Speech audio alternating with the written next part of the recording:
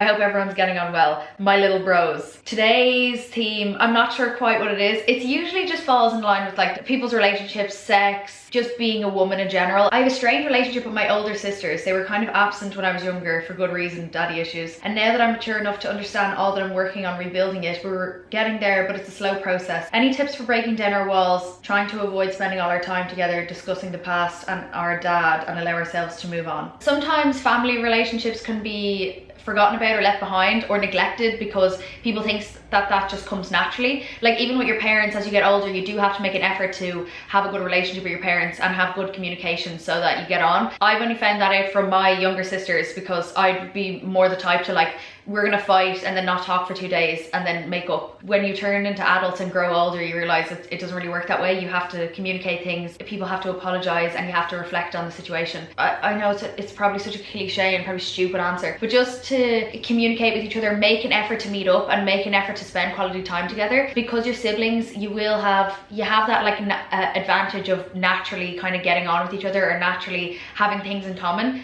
You do have things to talk about. You don't have to talk about your parents or your family situation in the past. If you don't want to bring that up, that's fine. But if you want to bring stuff that's up in the present, like you have a mutual person to bitch about. If you want to bitch about one of your parents to your siblings, like that's what they're there for. I can't imagine being an only child and not having anyone to bitch about my parents to. Find it hard to make friends sober, but really want to stop drinking and doing drugs as much, but feel I need my glasses. But feel like the only time I can socialise with people if we're going to the pub or going out. I think the problem is I don't have any friends that I'm close to be sober around, but I don't know how to find friends that I'm able to just do chilled out things with more instead of always getting fucked. I have no idea if that makes sense. There's this book that my 2 sisters read when they went sober. They had like a big spout of being sober. What was it called again? Quit Like a Woman, The Radical Choice to Not Drink. I would really highly recommend that. My sister, who doesn't even read the whole book in one weekend because she found it really interesting. The only part they didn't like about it was she talked about quitting smoking as well. I don't think they wanted to take that into account. That would be too extreme if they have to quit drinking and smoking. No, I can talk from my own personal experience because I don't drink either. I haven't been drinking for months. I have found that I have kind of like been excluded, but I don't get the FOMO because I'm not drinking for a reason or I have an excuse. And I think Irish people find it, I don't know if you're Irish or not, Irish people find it so hard to accept that someone doesn't want to drink for no reason. They're like, what's wrong with you? Like, are you on medication? Or are you a recovering alcoholic? It's like you have to have an excuse. The excuse of just not wanting to doesn't suffice for some reason. And Irish people are like, you're making us feel bad by not drinking, or we don't want to spend time with you, then you're no crack. I don't want you to feel like you're on your own here, but I'd say a lot more people are in your position, but they don't have the support system to try drink less because they're scared of getting ostracized from the friend group. I wish I could say that's not going to happen, but from my experience, from my own experience witnessing my sisters, people don't want to hang around people who aren't drinking because it makes them feel uncomfortable. But for my sisters, they found they were getting invited less to things, but the benefits outweighed the negatives so much, and they also had each other. So I'd say that was, I wish I had Ellie or Saoirse to come on and talk about their experience. But because they had each other, I'd say it made it so much easier because they were like encouraging each other not to drink, and they were so much more motivated to do things. Alcohol is a depressive, so they weren't sad, they weren't feeling any shame, weren't hungover, so they were more productive. Know the reason that why you want to start drinking, and maybe talk to some friends about it to see if any of your other friends want to stop drinking as well, and then you can try do it together. You'll find it's much easier to find events to go to or things to do when you have someone else looking with you. They would just fill their times during the day. If they had the day off, they'd go to art galleries or go out for coffee, go to bookshops. Find a friend, find things to do to fill your time so that you don't feel FOMO, to the point where you're so tired in the evening and you want to read and go to bed. I'd say deleting social media for a while could really help, because then you're not seeing stories and you're not feeling bad about it. Corona made me mildly agoraphobic and overthink all of my interactions with other people according to how their perception of me is changing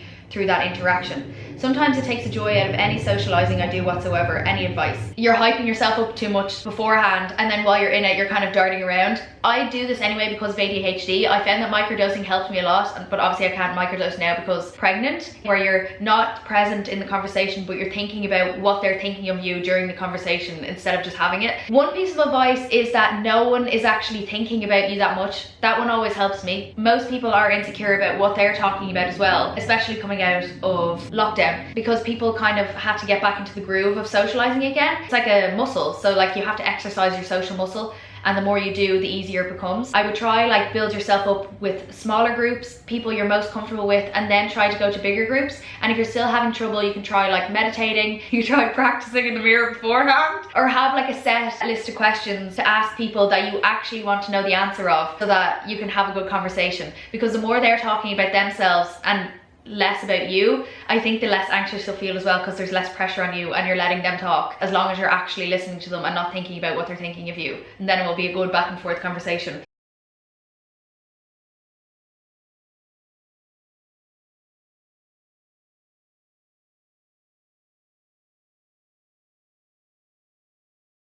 How can I get over the ingrained embarrassment of female pleasure in front of men? I worry when I'm in a relationship with a male that the ways I like getting pleasure isn't sexy to them. Examples, dry humping. Though when I'm with a woman, it feels hot. So true. Do you have any advice for believing in yourself? Like, yes, I can do this shit. Again, it's quite a feminist issue in that often I don't feel confident doing something because I'm a young girl. Maybe I'm eternally sexist or something awful, really hope not. I found that the first time I ever had sex wasn't like a pleasant experience. The first boyfriend I had was kind of more so about him and like his pleasure and what he wanted. So then when I started having sex for myself, I was kind of doing it in a self-destructive way, where I was just having sex with people because I wanted to feel validated and I wanted to please the man, and then I would feel shit about myself afterwards if I enjoyed it. Going like celibate for a while is might feel like a bit extreme. Going celibate for a while, I went celibate for probably about 6 months. No sexual intercourse with anyone, like didn't even kiss anyone, right? 6 months. You have to really, this is like self-pleasure, baby.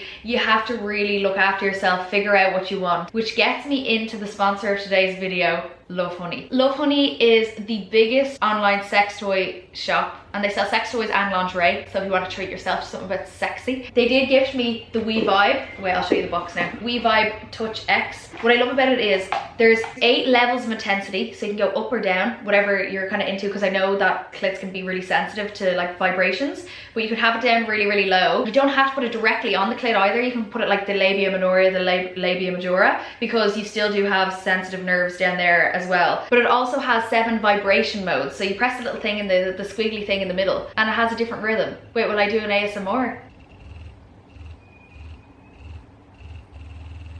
Oh, oh, that was like a revving a car engine. Oh, that's like, it's actually tickling my fingers now. And I really like it because it comes with a discreet travel bag, so you can stick it in here with your charger. Rechargeable, so you don't have to think about stinking batteries. It is made out of silicone, so you can only use water-based lubricants, but it is completely 100% waterproof, so you can use it in the bath and you can use it in the shower, and it's travel friendly, and there's a travel lock on it so it doesn't just randomly start going off while it's in your bag. That would be so funny if someone fucking, they have to search your bag in security and this thing was going off.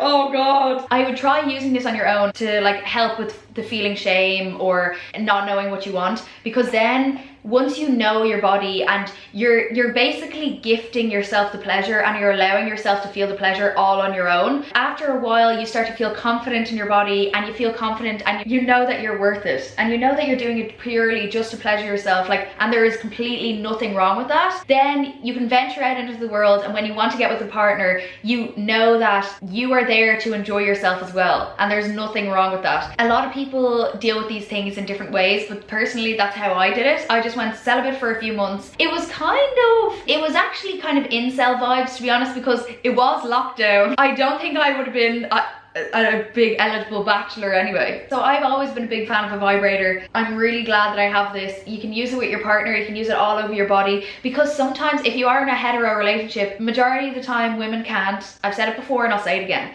they can't orgasm through just penetration alone. You're gonna need a little bit of help, and the statistics are not in our favor about men knowing where the clit is anyway, so they are going to need a helping hand. And if they're refusing to use it, or they're uncomfortable using a sex toy during sex to give you pleasure, grow up and get over it. I won't be neglecting my vulva, that's for sure. And I also have a discount code, it's Keelan20, to get 20% off at checkout, and I'll leave a link in the description for the Love Honey website as well if you are interested in getting that. This is the We Vibe Touch X if you are interested. That is the best, it's the best one. Treat yourself. Did you ever feel lonely when you were single? Personally, starting to find it really hard as everyone around me is in a serious relationship while I've only ever had flings with very little feelings involved. I just really wish that I had someone special who really loved and adored me, and although I know I shouldn't need a man to affirm myself, I can't help but have "is something wrong with me" type thoughts. It's hard constantly feeling like a third wheel, or that I don't have my own person who I can really connect with. What do you think I should do to deal with this? Really empathizing with this. The world is built right now for couples. Even like moving into a one bed, halving the price. Everything's in sets of twos. You're constantly reminded of it. To surround yourself with other people who are single and don't care about getting into relationships. If you think about how time consuming a partner is and kind of scare yourself out of it, I think you must be much better. A lot of like YouTubers that I watch are single. That might make you feel better. I'm probably not the best person because I'm literally like, look how I know I am. The only reason I was ready to be with Jason, or the only reason that I was comfortable getting in a relationship with him, is because the two of us were happy being on our own and being our own person as well. Obviously it's wonderful. I love being in love and I love having love in my life, but it wouldn't be the end of the world if I was single, because I do get love from a lot of other places too. So I wouldn't be completely empty or dried up if I wasn't getting love from him. And I think that's what's so detrimental about people getting into relationships, because they have this need to be accepted or appreciated, or it's like you're validated in society by being in a relationship, because it's like, look, someone loves me, I'm not that bad, look. Thinking you need to be with someone to be valued as a human, because that's completely not true. I'm always my most motivated and productive when I do have space to myself and I'm not thinking about anyone else and I'm just focused on what I'm doing. You could take up hobbies or spend a lot more time with your friends. Although being in a relationship is so good, it does have its perks, obviously. When you are single, you have so much more freedom. Like, for example, if I wasn't pregnant and I wasn't with Jason, I could go and move anywhere in the whole world. That is something that I can't do right now, because I have to put into consideration his feelings, what we want to do together as a couple, and also for our baby. So like what we want to do as a family. The grass is always greener on both sides. I'm not saying that I would rather be single just to like travel the world,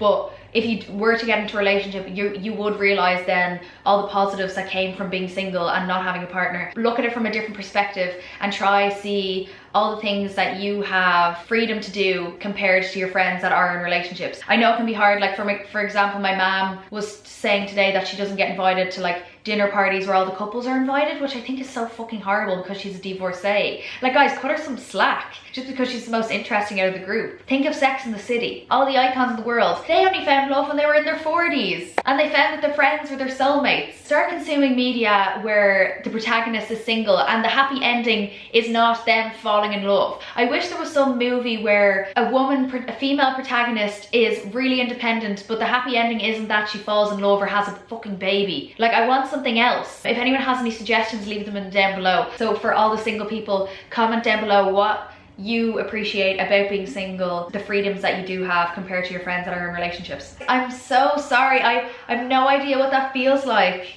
Okay, I'm back. Sorry about that. Do you have any tips for dating men as a feminist? I low-key feel resentment towards them, all because of systematic stuff, etc. I don't want to teach anyone basic things about equality or feminism, etc. that I have to learn by myself, and just in general, like, I find I have so little patience for it all. And I'm straight, so just have to be attracted to men. But any advice on this? I am pansexual, but I have for my whole life kind of fallen into the compet since having my first girlfriend when I was like 16, because I originally thought I was gay. I have my whole coming out story on my channel. I'll link it down below if I haven't deleted it already, if anyone has any questions on sexuality or my sexuality. If you are straight, I can talk from a straight experience because I'm in a relationship with a man as well. Progressive, understanding, and effeminate Jason is one of the best men that I know for understanding the qualms of being a woman and like his impact on the world and our differences. But there still is subconscious things that he does just solely because he's a man and that's how he was raised and that's how the world treats him. For example, like taking up loads of space. Women were always taught from a very young age to take up as little space as possible, stay quiet, smile, be polite, look after the people around you, whereas men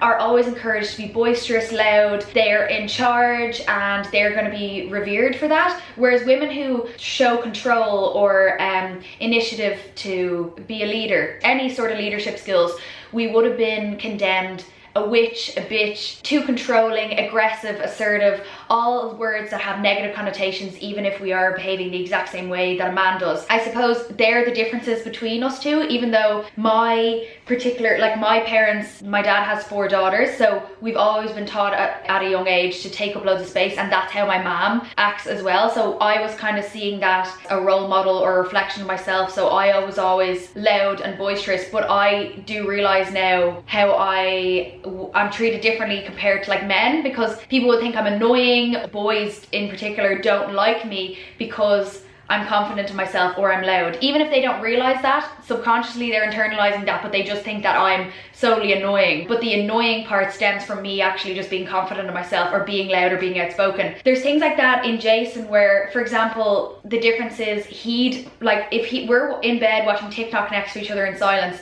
his phone would always be like 10 decibels louder than mine. Even though I'm more slightly deaf, I talk louder than him because one of I used to have grommets as a kid. My hearing is just like fucked. Watching my phone, I'm very conscious of like, I don't want to disturb anyone else. And it's not like a politeness thing where Jason's rude or anything. It's literally just a man thing. And you know, like when they take up all the blankie in the bed or take up loads of room, or they're man spreading, or like they're leaning on you uncomfortably, like a woman would just never behave in that way because we would be completely ostracized, or like people would think that we're annoying. So it's things like that you have to accept. I'm not going to blame Jason for that. Obviously, I would never blame him. It's like the least of my worries that he plays his fucking phone too loud. But even me explaining that to him, or if I was like, this is actually a sexist issue, you playing your phone too loud, you might be seen as being dramatic or over exaggerating or always going back to the gender, even though these things are all related to each other. It can be so hard not to hold resentments against men, especially if they are your romantic partners. But you can find romantic partners and men out there that are willing to change and willing to accept what differences there are and want to create a better space and environment for you so that you're more comfortable. Like Jason would be completely open to like reading any sort of feminist literature. Like we don't really read any male authors at all. Watching a lot of feminist media, watching feminist porn, reading female authors, all of these things, although you don't think that it's a huge difference, you think that you're going to have to read like feminist non-fiction books to learn anything. But doing all of these things is making you see the world through a woman's eyes, and I think that can be really encouraging for men. So that if they're like supporting female artists, reading books written by female authors, watching movies that are directed and written by women, and watching ethical feminist porn, all of these things have an impact where you don't actually have to do any of the work. It's just like you're surrounding them with that sort of thing, so they're internalizing it a bit more. You can tell the difference between a romance novel written by a man and written by a woman because the female characters are always portrayed completely different. Men do have the ability to change. It is like real gender pessimism to just be like, oh well, boys will be boys and like you're just a man, it's fine. They can unlearn all of these things. The pressures should not be put on us, so you shouldn't have to be the educators, but just make sure that they're being engulfed by femininity and they are embracing their femininity themselves. I know a lot of women that fall in love with men for their effeminate features because it's something that we feel like we're embarrassed to share ourselves. So then when we see a man do it, it's like more endearing because they're embracing a part that is shunned by society. I love when people in the comments write how they approach this situation as well. I'm probably in a really lucky situation because Jason literally introduced me to Drag Race like a dream man, as if someone like a woman wrote him. But I think it is because he has 6 older sisters.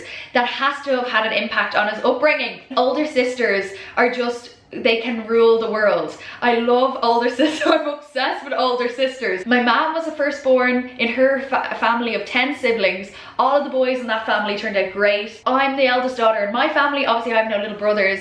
I wish I did have a little brother though. And now I'm gonna have an oldest daughter too, which is so cute. I'm gonna start crying. I love women, I love femininity, and I love everything to do with it. But I also love masculinity, male features. I love men too. I lived a lot of my life, especially when you're single, you build up this almost misandrous hatred, disdain for men. You're not seeing men through someone that you love, you're seeing men through like a detached reality. I was only interacting with men who were sexualizing me, objectifying me, trying to text me, and that's just a horrible experience. Whereas when you're in love with a man, it would probably be much easier to not hate men if I had little brothers, I think.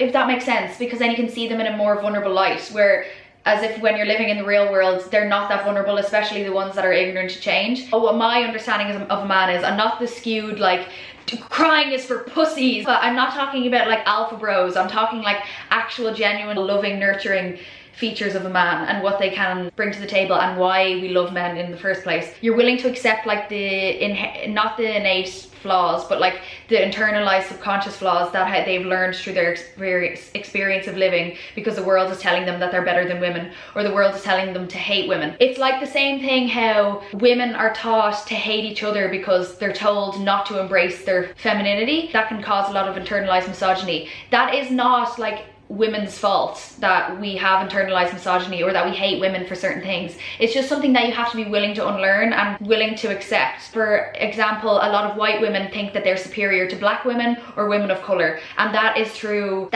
learned, like obviously something that we have internalized and subconsciously and learned from society to do, put ourselves on a pedestal and put us as like the trailblazers of anything to do with progression, when it was actually black women in the first place. But as long as you put yourself in the position to learn that you might have internalized racism and misogyny and not be ignorant to change, then it's going in the right direction. It's the same thing with men. Like, you're not going to get anywhere by being like, fuck men and men are shit. You know, it's not going to make any change whatsoever. It's just making the divide even bigger. I think being in a relationship and being so in love with a man has helped me actually so much see how men learn these things subconsciously, and a lot of the times it's not their fault. And I don't mean that in a patronizing, condescending way, being like, oh, it's not their fault.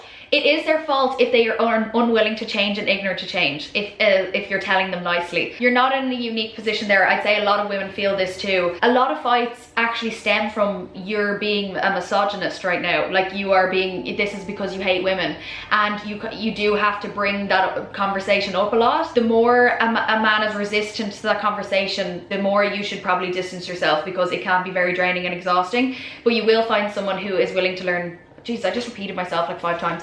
You will find someone who is willing to embrace you as a woman and unlearn all the woman hating shite. Okay, me and my best friend got super close really fast. She's bi, I'm gay. Also, should mention, she has a boyfriend. We've kissed a couple of times on nights out. We always end up being very intimate. I don't know how to describe it. We sleep in the same bed after nights out and we'll cuddle each other again. This always feels like more than friends. I wouldn't be like that with my friends. Every time we talk about it, she tells me that she's really happy with her boyfriend and she's just very affectionate. Other people have asked if we are together. Her own friends will sometimes look at us when we are out and make comments about how we are with each other. I don't know what to do. I literally see her every day. It gives me anxiety every time I see her boyfriend, even though she insists we've never crossed the line. This friend, to me, it seems like she is doing compet as well, where she just isn't expressing her sexuality enough to the point where she's lying to herself. It's also not really having respect for you as a person. It's not having respect for your sexuality or your feelings. You definitely need to have a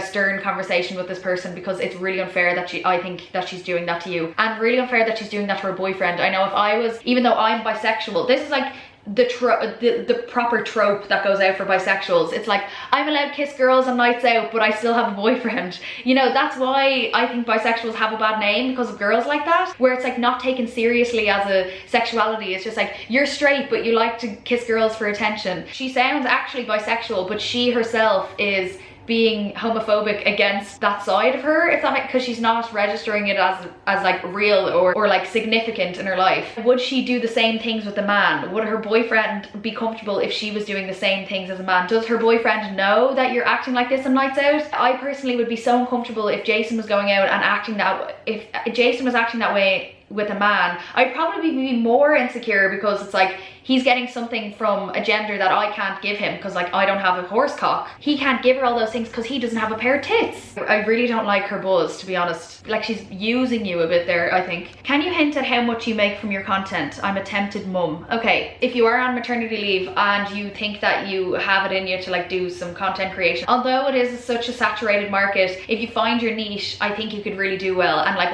what's the worst that could happen? You know, nothing comes from it if you're enjoying yourself. To go like completely self-employed or completely depend on this financially is so risky, because I could make nothing in 1 month and then I can make 6 grand the next month. Like for example, I didn't make anything this month when I moved into this apartment, even though I have been doing recurring sponsorships, but they don't pay you up until 3 months. So my payslip for next month is 5 grand, and then my payslip after that is 6 grand, but that's all before tax. So I know that there's money coming up for me, but you kind of have to be prepared for that. And I'm also saving for a car and saving for my maternity leave, because the welfare maternity leave doesn't actually, it barely covers my rent, so I do need to save for maternity leave. But I probably see the advantages of that is I can continue to work anyway. I can continue to work anywhere, I can choose my own hours, so all of these things are really good. But as well as that, my management does a lot for me. I have like the best manager ever who gets me all of these sponsorships. I really enjoy it. I've gone, obviously you go through the motions, like, and you're under a lot more scrutiny if you're putting yourself on the internet, especially in Ireland. I think people are a lot meaner. I've noticed the difference that when I was in the UK, the majority of my subscribers actually on YouTube are from the UK, and I found that I rarely got abuse. I rarely got a mean comment, and everyone was so nice and so supportive. Whereas now that I've moved back to Ireland, I'd say the algorithm is like pushing me more on Irish platforms. And even me being pregnant, you'd think that people would lay off a bit, but no.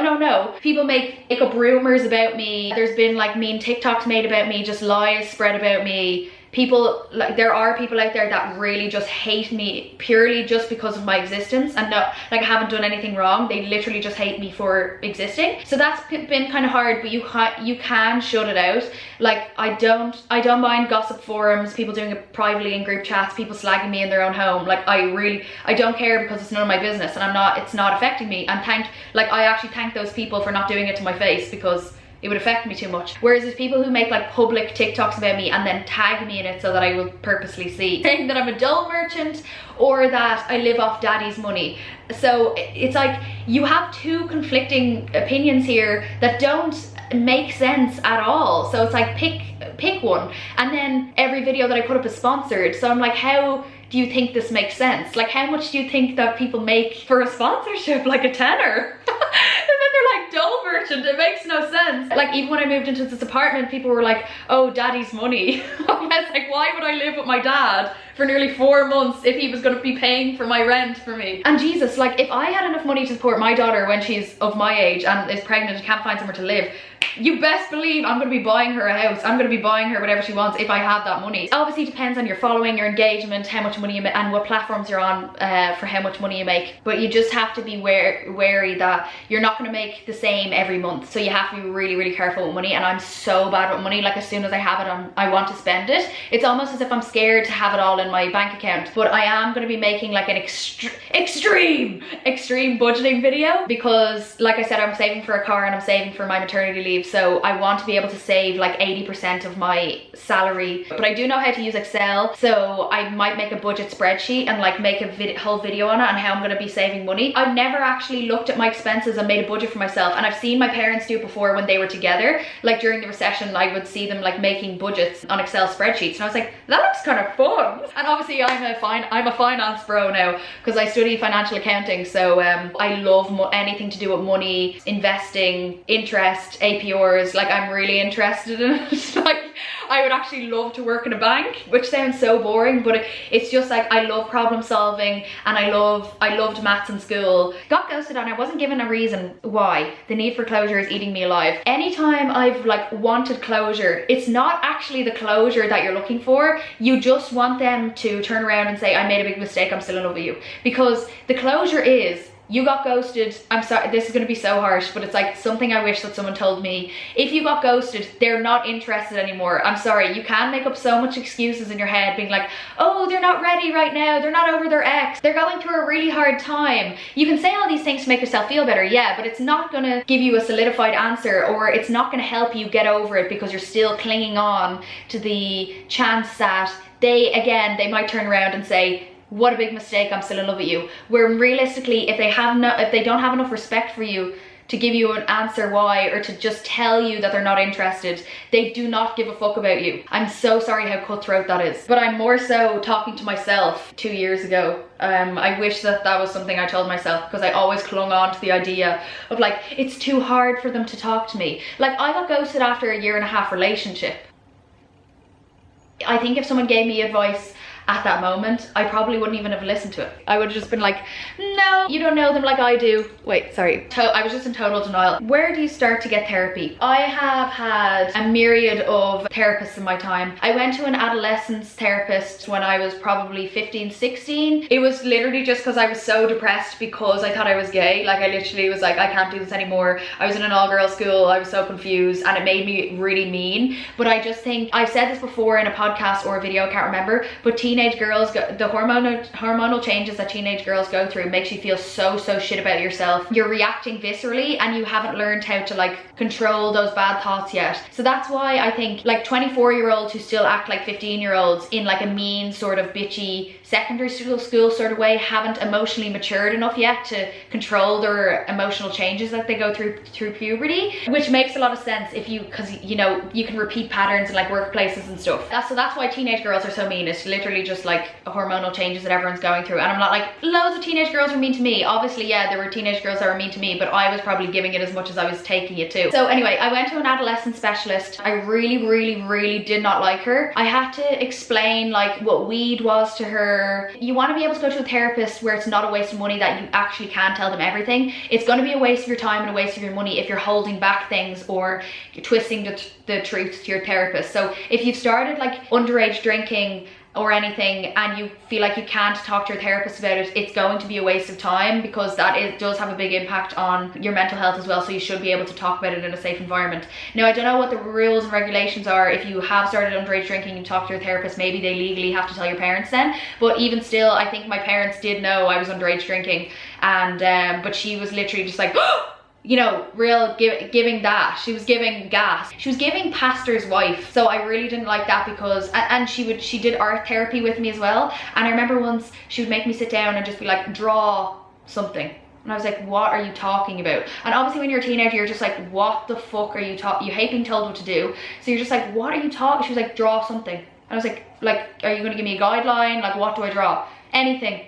Oh my god. You have to be persistent if you are asking for help. That is like the most courageous thing that you can do. But even when you get to that stage of like getting help, sometimes the therapist is not the right fit for you, and it takes a few goes. And then I did have a therapist eventually, finally, when I was like 18, 19. She was the best therapist that I've ever had. Obviously, I always wanted a female therapist. I wouldn't have been comfortable talking to a man, but like other people might be more comfortable talking to men. The reason why I liked her so much is because she wasn't constantly trying to give me like tangible solutions or like giving me homework, if that makes sense, but she was there to empathize and she was actually listening to everything I was saying. That is really, I think, the key to a good therapist. And it's surprisingly enough rare, just to be like, literally just to listen to me. And she did such a good job. She was so empathetic, she was so understanding. I could literally tell her anything. Even when I was doing terrible things, like I cheated on a boyfriend and I was doing all these other things, I was able to tell her that in complete honesty, and she was still like, you know, she wasn't being judgmental at all. I'm gonna like start crying. Her name was Jill, and then my two sisters actually ended up going to her as well. So she was the best. And then eventually, like, I probably only had about 6 sessions with her, but then after that you feel so much better, because at the end of the day all you wanted was someone to talk to. Obviously someone with with a lot of different problems wouldn't need longer, or maybe you do want someone to tell you how to solve your problems. But I just purely just needed someone outside of my familial circle or friendship circle to talk to. Someone with a total outside perspective. I just wanted someone to talk to. And I think I also wanted like a maternal, she's also a mom. I wanted like a maternal figure to kind of be like giving me, she wasn't giving me physical hugs, but like to give me an emotional hug. You have to know what you're looking for when you start therapy. What my mom did, she would just like literally ask around in my area. That therapist was in the area that I lived in, whereas the adolescent specialist was like somewhere far away, and I think that one was recommended by a GP rather than someone that we knew, whereas some people from my school were going to Jill. The last time I went to therapy, this was last summer actually. I was having really, trigger warning guys, I was having last July, I was having really bad suicidal thoughts. Like, it was probably the worst I've ever felt. This was just before I started microdosing, and I don't want to name what the company is, I started like this online therapy. Set aside money for myself when I really genuinely probably couldn't afford it, but I was like, I don't care right now, as long as I don't, you know, then it's fine. So I did this online therapy. The first woman, it was because I was getting like a triggering, I kind of had like a PTSD thing. It was really weird, whereas like something that happened to me when I was 17 came back to haunt me. It was really bizarre, and there was nothing that like triggered it really. I don't understand why it randomly just started affecting me last year. But it was like maybe I saw it in a dream, or I started fully remembering it. But I started this online therapy, and it's one of those ones where there's loads, like thousands of therapists on this one website, and if you don't like them, you can get a new one. So I started with this woman, and she was literally eating a banana, and like she was having her lunch while I was talking about this traumatic experience that had happened to me. Sorry, trigger warning again. It was like an SA experience, and she was like, so if you had sex with this person that wasn't SA? And I was like, yeah.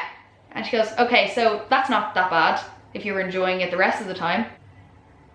And at the end of it, she was like, I don't know what you want me to tell you. I can't really give you like a magic pill to make this all go away.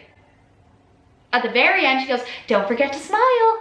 I'll never forget it. But I was still adamant on like getting myself better, because it's so hard to even admit that you need help, or like to go, because you think that you're, oh, I'm running out of battery. You think that you're real strong, and then like you can do it yourself, but sometimes you really do need someone to talk to. So then I requested a different therapist, who was then like, oh, you need to get tested for ADHD. So then I contacted the NHS, who referred me to a, psychiatrist or psychiatrist, who then did an assessment on me, and then it was a really long process, but eventually I got diagnosed with ADHD, because they were like, the traumatic experience is a separate thing to what you're actually feeling. Like the depression suicidal thoughts were actually coming from my ADHD, from like lack of dopamine or something. But maybe I can talk about that more in a different video. How to handle the aftermath of rumors about you. Like, as long as you and the people close to you know that it's not true, I don't think it really matters. There's been loads of rumors about me, and they're not even, the thing is, like, they're not even that good. I wish someone would make a rumor being like, oh, Jason's not the father, or something a bit spicy, but they're all shit.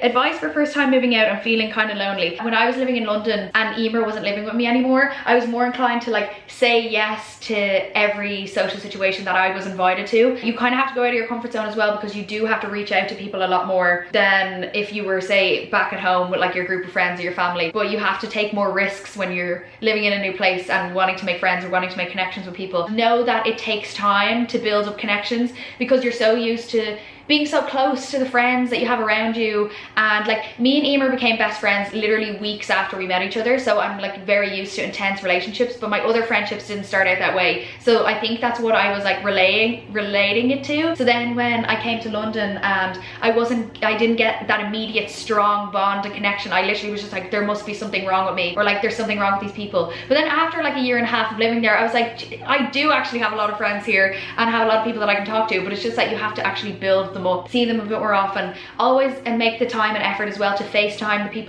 the people you love at home. Like, me and Ellie were on the phone every single day. Before Reese moved over, like, I was on the phone to him for probably 3 times a week, and it feels like you are still connecting with the people that love and adore you, even though you're not near them. But the FaceTime, because you're seeing them and talking to them at the same time, obviously, it makes it that much easier. Talking to your partner about money, especially in long-term relationships with babies. I used to like be very elusive and evade any sort of questions with money, because I like to put on a facade that I have everything together. Money was a very touchy subject for me, but now that I'm with Jason and we have a baby on the way, I think it's so important to have salary transparency, know how much is in each other's accounts. We're not at the stage yet where we have like a shared bank account. We probably will once we own property together. At the moment, I have my money and he has his money, but if either of us are running low, then it's like we pool it together and it's our money, because we are living together, we eat the same food. Like, it does need to be shared. He's gone through phases of like him being sugar daddy. Like, for example, this month when I didn't get paid for anything,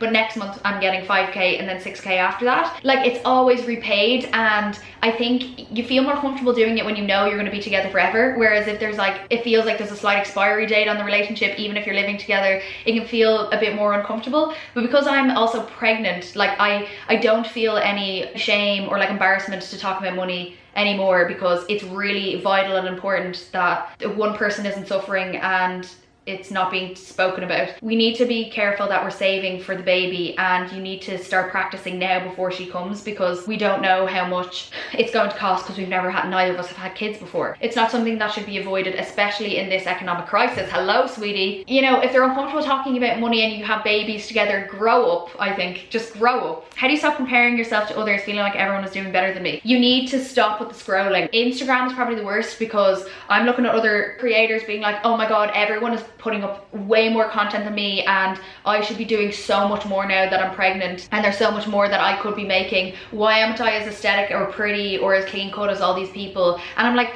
all the YouTubers that I watch as well that I love are all in Paris, and I'm like, I should be in Paris as well, like doing all of these things, and it's just completely unrealistic, because if I was to take away all of that noise, and if I deleted all of my social media, and if I reflected on myself from like 3 months ago to now, I would be so happy and great.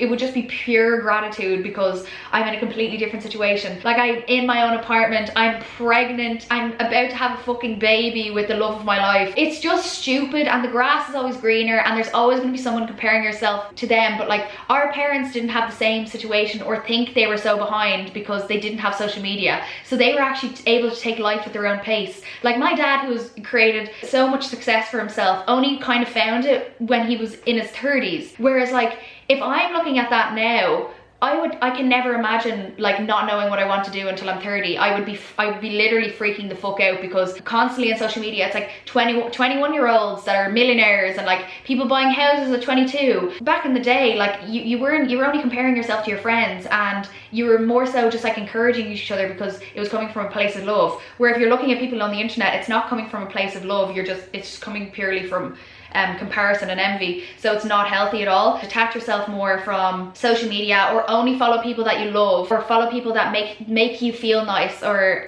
spark joy. You can feel happy for those people, and it can encourage you, but it's not making you feel shit about yourself in the process. What are your career goals? I have 2 business ideas that I've actually had before, when I was studying fashion buying, and when I used to work in Brown Thomas children's wear. I don't know if people know that I worked in Brown Thomas children's wear. It was probably my least favorite job that I had.